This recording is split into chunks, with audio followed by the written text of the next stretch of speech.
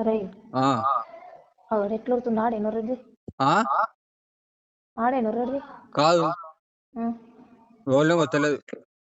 అది తాయిపు ఏ టైం అన్నా కానీ అడ్డిచ్చా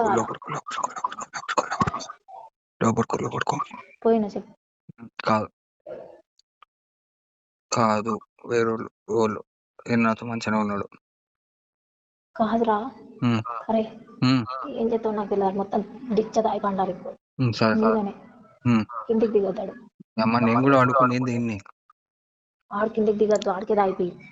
నేనేం చేయలే, నాకు కూడా ఆపుతున్నాడు. నేను కూడా అనుకునేది దీన్ని తిండి లేకుండా. కాదు నువ్వు నేను చెప్తుంది నేను పడుకోవాలి. ఏం చెప్తావు నాకు తెలియదు. మీద అట్లే పడుకోవాలి నాకు తెలియదు. అమ్మ కొద్దిగా ఉండగానే ఇంకా వేరే తెప్పి సరేనా. నీ వచ్చిన బాధకి నా సాగు వచ్చింది కానీ అబ్బా ప్లీజ్ రా, నాకు ఇంట్లో కత్తి సాగు చేస్తారా నీ కాళ్ళు మొక్తా. కాలు కూడా నేను కడుగు మార్చుకుని నేను ఇక్కడ ఆవుకుంటుంటే నేను అన్ని ఖరాబ్ సరే అయిపోయి. నేను చెప్తుంది మొత్తం డిచ్చారా అన్నీ వండాలి. మీద కిందికి రావద్దు. Okay right. ఇంకా నువ్వు ఇంకా తెప్పి సగం ఉండగా తెప్పి రైటా. అడైతే కిందికి రావద్దు, నీదే బాధ్యత. ఓకే.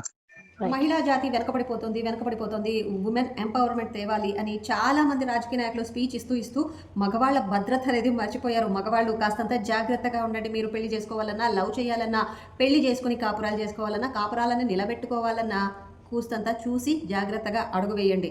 ఏదైనా బురదలో అడుగు వేసినా కాళ్ళు కడుక్కోవచ్చు. ఆర్ఎల్స్ పులితో సావాసం చేసినా ఏదో విధంగా తప్పించుకొని రావచ్చు. కానీ పెళ్లి చేసుకుంటున్నారా? ఒక్క నిమిషం ఆలోచించండి. పెళ్లిలో పనికిరాని మాటలు కాదు. నీకు ముందేమైనా అఫైర్స్ ఉన్నాయా, లవ్ ఏదైనా ఉందా, నీకే పెళ్లి ఇష్టమా, లేకపోతే నా మనీ కోసమే, ఇలాంటివన్నీ కనుక్కోండి. కనుక్కున్న తర్వాతే ఒక స్టెప్ ముందుకు వేయండి. అంతేగాని గుడ్డిగా హే నాకు పెళ్ళైపోతోందని గంతులు వేసి గోతిలో పడకండి. ఎందుకు ఇలా చెప్తోంది అనుకుంటున్నారా? చూస్తూనే ఉన్నాం కదా, నీ నసియా గోయలు, అంతకుముందు రాజవంశ ఆవిడ పేరేంటి మర్చిపోయాను, బ్లూ డ్రమ్ము, ఇవన్నీ చూస్తూనే ఉన్నాము. అలాంటి ఒక విమెన్ ఎంపవర్మెంట్నే ప్రూవ్ చేయాలి అని ఒక ఆవిడ కూడా కంకణం కట్టుకొని ఇప్పుడు సక్సెస్ అయ్యి చెప్పకూడదు తింటోంది. సో ఆ డీటెయిల్స్ ఏంటి అనేది ఈరోజు మీతో షేర్ చేసుకుంటాను. మగవాళ్ళు కొంచెం జాగ్రత్తగా ఉండండి. పెళ్లి చేసుకునే అబ్బాయిలు ఇంకొంచెం జాగ్రత్తగా ఉండండి. పెళ్లి కాకపోయినా పర్వాలేదు, కానీ ప్రాణాలతో ఉంటే ఎప్పటికైనా పెళ్ళి అవుతుంది. పెళ్లి కాకపోయినా అట్లీస్ట్ ఏదైనా సాధించవచ్చు. సో గుర్తుపెట్టుకొని జాగ్రత్త పడుతూ ఇలాంటి వీడియోస్ని తెలుసుకుంటున్నారనుకోండి, మీ ఇంట్లో ఏవైనా మార్పులు కనిపిస్తే అప్పుడైనా సరే జాగ్రత్త పడవచ్చు. సో లేట్ చేయకుండా వీడియో అనేది ఫుల్గా చూడండి. చూసిన తర్వాత ఒక క్లారిటీ వస్తుంది. అప్పుడు మీరు ఎంత జాగ్రత్త పడాలో మీకు కూడా ఒక క్లారిటీ వస్తుంది. సో మై డియర్ అబ్బాయిలు, ఈ వీడియో మీకోసమే జాగ్రత్తగా. ఈ ఇన్సిడెంట్ నిజామాబాద్ జిల్లాలో న్యాల్కల్ గ్రామానికి చెందిన 35 ఏళ్ల ప్రశాంత్ బలి పశువు అయ్యాడు. ఏం జరిగింది అంటే, ఈ ప్రశాంత్కి సంధ్య అనే అమ్మాయికి చాలా ఏళ్ల క్రితమే పెళ్ళైపోయింది. కాకపోతే పెళ్ళి అయితే సరిపోదు కదా, పిల్లలు ఉంటారు, తల్లిదండ్రులు చూసుకోవాలి, భార్యను చూసుకోవాలి, భార్య అడిగిన కోరికలన్నీ తీర్చాలి అంటే డబ్బు కావాలి.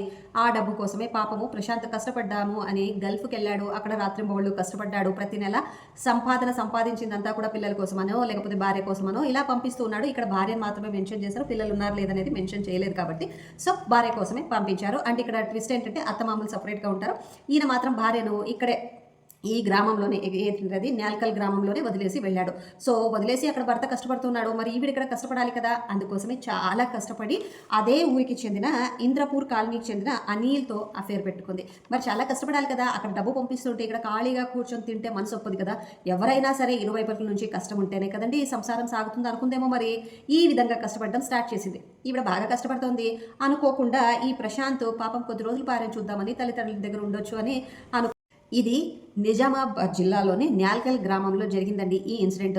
న్యాల్కల్ గ్రామానికి చెందిన ప్రశాంత్ 37 ఇయర్స్ ప్రశాంత్కి సంధ్యకి చాలా ఏళ్ల క్రితమే పెళ్ళయింది. కాకపోతే ఈయన కుటుంబ భారాన్ని ఇక్కడ ఉండి చూసుకోలేను అనుకున్నాడేమో. ఇంకొంచెం ఎక్కువ డబ్బు సంపాదించాలని ఒక ఇంటెన్షన్తో భార్యను మంచిగా చూసుకోవాలి, తల్లిదండ్రులు బాగా చూసుకోవాలి, పిల్లలు పుడితే అని ఇలాంటి ఆలోచనలతో పాపం ఆయన గల్ఫ్ దేశానికి వెళ్ళాడు. అక్కడ రాత్రింబవళ్ళు కష్టపడ్డాడు. సంధ్యకు ప్రతి మంత్లీ ఈవిడ మెయింటెనెన్స్ కోసం డబ్బులు పంపించేవాడు. భర్త ఒకడే కష్టపడుతూ ఉంటే భార్య చూస్తూ ఉండలేదు కదా. అసలే చాలా ఆత్మాభిమానం గల వ్యక్తి కాబట్టి సంధ్య ఈవిడ ఇంకొక రకంగా కష్టపడడం స్టార్ట్ చేసింది. అది ఏ విధంగా అనేది చెప్తాను. పాపం భర్తకు చేదోడు వాదోడుగా ఉండాలి. అది మనీ పర్పస్ కాదులేండి, చేదోడు వాదోడుగా ఉండాలి. కాబట్టి నేను కూడా నా సాయశక్తుల ప్రయత్నం చేసి నేను కష్టపడతాను నా సంసారం కోసం అని డిసైడ్ అయిన ఈ సంధ్య అదే ఊర్లో ఇంద్రపూర్ కాలనీకి చెందిన అనిల్తో అఫేర్ పెట్టుకుంది. ఈ విధంగా ఇక్కడ ఈవిడ కష్టపడుతుంటే అక్కడ ఆయన డబ్బు కోసము పాపం రాత్రింబవళ్ళు చెమటోర్చి కష్టపడుతూ కష్టపడుతున్నాడు. భార్యను సుఖంగా చూసుకోవాలి, భార్యను మంచిగా చూసుకోవాలి, పిల్లలు పుడితే ఎటువంటి కష్టము ఉండకూడదు, వృద్ధాప్యంలో తల్లిదండ్రులకు సహాయంగా ఉండాలని పాపము అక్కడ గుడ్డిగా ఈ ప్రశాంత్ ఎవడైతే ఉన్నాడో ఈయన అక్కడ కష్టపడుతూ ఉంటే మేడం గారు మాత్రం ఇక్కడ అనిల్తో బాగా కష్టపడుతోంది. సో ఇది ఇలా ఉండగా జూన్ 27న ఈ ప్రశాంత్ ఎవరైతే ఉన్నాడో తిరిగి వచ్చాడు వాళ్ళ ఊరికి. భార్యను చూద్దామని తల్లిదండ్రులతో కొన్ని రోజులు గడపాలనుకున్నాడేమో పాపము. వచ్చాడు మహానుభావుడు. ఎందుకు వచ్చాడో ఏమో పాపం, కానీ ఆ రోజైతే వచ్చాడు. ఇక మేడం గారికి కష్టపడాలన్న ఇంటెన్షన్ ఉంటుంది, కాకపోతే భర్త ఉన్నాడు ఇంట్లో. భర్త ఉంటే అడ్డంగా దొరికిపోతాము, తెలిసిపోతే మర్యాద పోతుంది, చుట్టుపక్కల అగౌరవంగా చూస్తారు. అండ్ ఇలాంటివన్నీ మేడంకి ఆత్మాభిమానం ఎక్కువ కదా. మేడం గారికి చాలా కష్టం అనిపించింది. ఏం చేసింది మేడము? ఈజీగా ఒక స్కెచ్ చేసింది. ఏంటంటే వెంకట సాయి అనే మరొక వ్యక్తితో కలిసి ఈవిడ ప్లాన్ వేసింది. ఈ ప్రశాంత్ ఎవరైతే ఉందో వాడిని మెడపైకి తీసుకువెళ్ళి ఈ సాయిగాడు మంచిగా మందు తాపించాలనేసి, ఆ తర్వాత ఫుల్ మందు తాగిన తర్వాత అది ఒక బాటలు కాదు, ఒక బాటలు కాకపోతే 4 ఏదైనా పర్వాలేదు, డబ్బు నేను ఇస్తాను. బాగా సంపాదించాడు పాపం ప్రశాంత్. ఈవిడని నమ్మి పంపించాడు. మరి ఆ డబ్బంతా ఇలా వేస్ట్ అయిపోతుంది కదా. ఇలాంటి వాటికి వాడకపోతే ఆవిడ ఆత్మాభిమానం ఒప్పుకోదు కదా. అందుకనే ఈ విధంగా ఖర్చు చేసి ఇద్దరిని సిట్టింగ్కి కూర్చోబెట్టింది. ఈ సాయిగాడు మంచిగా తాగిపించాడు. ఆ తర్వాత పైన నుంచి తోసేశాడు. కాకపోతే వీళ్ళ బ్యాడ్ లక్ ఏంటంటే ఆ హైట్ పైన టాప్కి మన కింద నేలపైకి హైట్ అనేది తక్కువ ఉండడం వల్ల ఆయన అక్కడ పడిపోయాడు. ఇక ఈవిడ గారు యాక్షన్ స్టార్ట్ చేసింది. అయ్యయ్యో తాగేసి పడిపోయాడు, నా భర్త నన్ను వదిలేసిపోయాడు, ఈ మధ్య గల్ఫ్ నుంచి వచ్చాడు, నేను ఇంకా సరిగ్గా చూసుకోలేదే, మంచిగా చూసుకొని ఉంటే బాగుండేది అన్నట్టుగా మరి వాళ్ళ యొక్క చూపించాలి కదా యాక్షన్స్ అన్నీ, చాలా పతివ్రత అన్నట్టుగా. సో ఆ విధంగా చూపించింది. హాస్పిటల్కి తీసుకువెళ్లారు. డాక్టర్స్ అయితే ఇక్కడ కాదు ప్రైవేట్ హాస్పిటల్కి షిఫ్ట్ చేశారు. ఈ వెంకట సాయి అండ్ అనిల్ సహాయంతో ఈవిడ షిఫ్ట్ చేసింది. షిఫ్ట్ చేసిన తర్వాత వీళ్ళ దౌర్భాగ్యమో ఏమో ఈ ప్రశాంత్ బతికాడు. నార్మల్గా చేశారు డాక్టర్లు. ఇంక ఇంటికి పిలుచుకొచ్చే టైం అంటే ఈవిడ ఇంటికి డిశ్చార్జ్ చేసి పిలుచుకొని వచ్చేసింది. ఇక్కడ ట్విస్ట్ ఏంటంటే వీడు పడిపోయినప్పుడు, అంటే ఈ ప్రశాంత్ పడిపోయినప్పుడు కావచ్చు, హాస్పిటల్కి తీసుకెళ్ళేది, మరీ రిటర్న్ ఇంటికి తీసుకుని వచ్చి ఉండేది. తల్లిదండ్రులకు చెప్పలేదు. సరే వాళ్ళు కూడా ఏదో ఉన్నారు కదా అని వాళ్ళు మేబీ ఊరికే ఉండి ఉంటారు. ఇక ఇంటికి తీసుకొచ్చింది కదా. ఇంటికి తీసుకుని వచ్చినాక ఈ సంధ్యకు ఆత్మాభిమానం పైన బాగా దెబ్బ పడింది. ఎందుకంటే ఈవిడ కష్టపడాల్సిన టైం దొరకట్లేదు, భర్తను చూసుకోవడానికే సరిపోతుంది. భర్త ఉంటే ఈమె కష్టపడడానికి కుదరదు. మరి ఏం చేయాలి? ఇప్పుడైతే పైనుంచి తోసేసినా వీడు బతికిపోయాడు, గట్టి పిండం, మరి ఎలా చంపాలి అని స్కెచ్ చేసింది మేడము. అసలు ఎంతటి ప్లాన్ వేసిందంటే ఈ ప్రశాంత్ని ఎవరైతే ఉన్నారో పాపం ఇంటికి తీసుకొచ్చినా కూడా సెలైన్ పెట్టారు డాక్టర్స్. ఇంకొద్దిగా ఏవైనా దెబ్బలు ఉంటాయి కదా, కొంచెం రికవర్ కావాలని సెలైన్ పెట్టారు. సెలైన్లోకి మేడం గారు తనకు ఇష్టం వచ్చినవి అన్నీ కూడా ఎక్కించేసి చివర్లో హార్పిక్ కూడా ఆ సెలైన్లోకి ఎక్కించి అది వెళ్తుంది కదా నరాల్లోకి. వెళ్ళినప్పుడు పాపం ప్రశాంత్ గిలగిలా కొట్టుకుంటూ ఊపిరి ఆడక చివరి శ్వాస వదిలాడట. అసలు ఇలాంటి వాళ్లను ఎలా పనిష్ చేయాలి? అసలు మన లా ఇంకా ఇలాంటివన్నీ చూసి కూడా మార్చకుండా ఎందుకు ఉన్నారు? ఇలాంటి వాళ్లకు చాలా సివియర్ పనిష్మెంట్స్ ఇస్తేనే కదా ఇంకొక ఎవరైనా విమెన్ కావచ్చు, మెన్ కావచ్చు, ఎవరైనా సరే ఇలాంటివి చెయ్యకుండా ఉంటారు.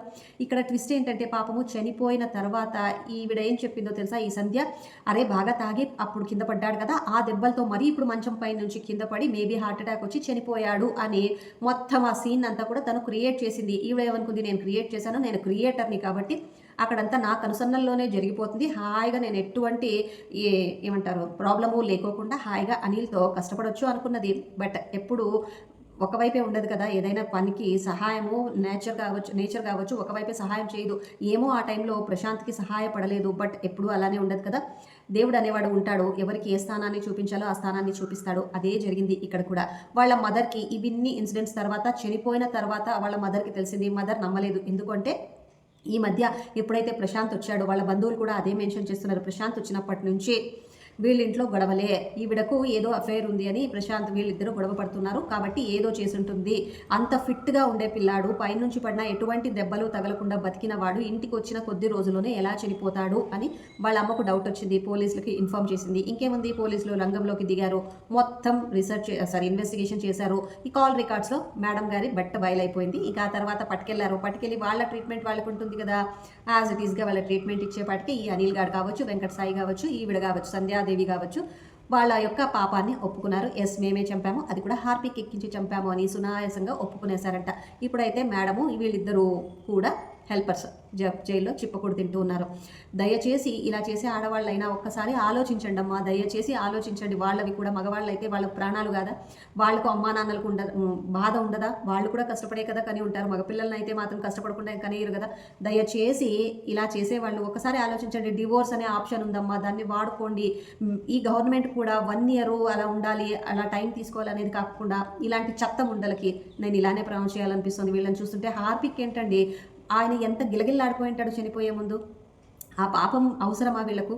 సో గవర్నమెంట్ కూడా ఆలోచించాలి, సరే కోర్టులు కూడా ఆలోచించాలి. ఇలాంటి చెత్త ముండలు ఉన్నంత వరకు విడాకులు అనేవి తొందరగా ఇచ్చిపడేయాలి.